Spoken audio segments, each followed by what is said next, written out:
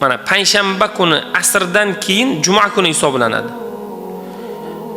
Juma kuni nega Rasululloh sallallohu alayhi va sallam buyurdilar g'usl qilishlikni?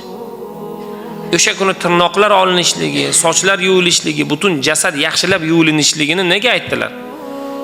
Payshanba kuni kechqurun demak, asr namozidan keyin haftada bir marotaba insondagi zararli kasalliklar, zararli moddalarni Alloh qudrati o'laroq badanni tashqarisiga chiqaradi Alloh taolo. O'sha kuni, o'sha juma vaqtida g'usl qilinganda o'sha kasalliklardan inson forig' bo'ladi. Nega u davolanishlikni aytayapmiz? Nega inson uchun mana shu narsalarni payg'ambarimiz sunnat o'laroq tavsiya qildilar? Bu ham bo'lsa Alloh taoloni bizga bergan ne'mat. Aslida unday g'usl qilishlik, tirnoqlar olinishligi, sochlar yuvilishligi, xushbo'ylanishlik, masjidga kelishlik, jumaga kelishlikka kim muhtoj? Insonning o'zi muhtoj.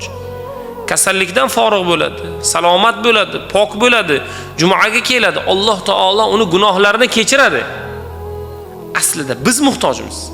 Shuning uchun bunday holatlarga biz qiziqish bildirmoqligimiz va Alloh taolodan inshaalloh fazilat o'laroq yaxshilikda bardavom bo'lmog'imizni Alloh taolodan so'ramoqligimiz kerak.